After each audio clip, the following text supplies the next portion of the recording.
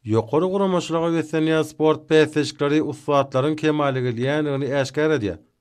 Türkmenistanyň Beden terbiýe we sport baradaky döwlet komitetiniň paýtagtymyzdaky Olimp Orta Sport Mekdebine erkin göreş boýunça geçirilen ýarış ören gyzykly boldy. Aşgabatdan, Ahar vilayatynyň ýarışa gatnaşan türgenler sport mekdebiniň açyk barynjylygy ugruna bäsleşdiler. Her wagt tutuluşyň çekilişli bolmagy türgenleriň bu ýarışa ýokary taýýarlykly gelenini görkezdi. Sport mektebiniň guramagyna ýaş gyzykly häsiýeti bilen tapatlandy. Ýarışda ýeňişe bolan ihlas aýdyň duýuldy. Bu bäsleşik ökdeleriň öňe saýlanmagyna mümkinçilik berdi.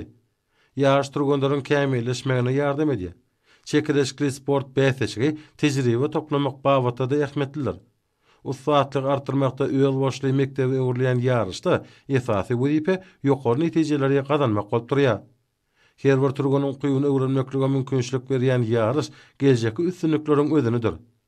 Aşgabat şäheriniň Beden terbiýe we sport baradaky baş müdiriniň guramagyny da ýarışlara giňgerim berýär. Sport bäsleşiklerine ýokary netijeleriň gazanylmagy aýratyn belläliklidir. Çünki bu ýagdaý halkary ýarışlaryna üstünligi üpjeder.